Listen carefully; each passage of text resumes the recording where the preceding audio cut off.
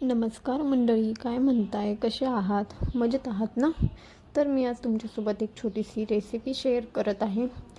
तर ती सगळ्यांना रेसिपी माहीतच असणार आणि येतसुद्धा असणार, पण तरी पण मी काही माझे टिप्स सांगत आहे, त्या तुम्ही फॉलो करू शकता.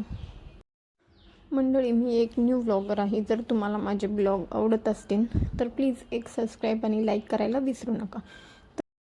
जिरे मोहरी टाकली की छान तडतडून त्यात मिरची आणि हिंग पण टाकावे. हिंग का तर आपल्याला पोटाचा काही त्रास होत नाही. त्यानंतर त्यात कांदा टाकावा आणि छान मऊसूत होईपर्यंत भाजावा. तुमच्या इकडे उन्हाळा चालू झाला आहे का? इकडे तर भयंकर गरम होते दुपारचे.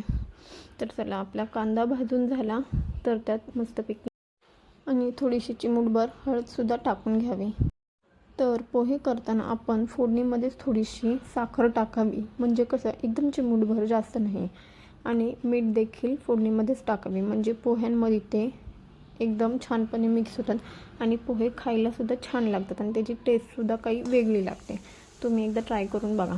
मग त्यानंतर वरनं मस्तपैकी कोथिंबीर चिरून टाकून मस्तपैकी पोहे फ्राय करून घेतले. पोहे फ्राय करून झाल्यानंतर एक वाफ देऊन मस्तपैकी पोहे छान शिजवून घ्यावे आणि साईडला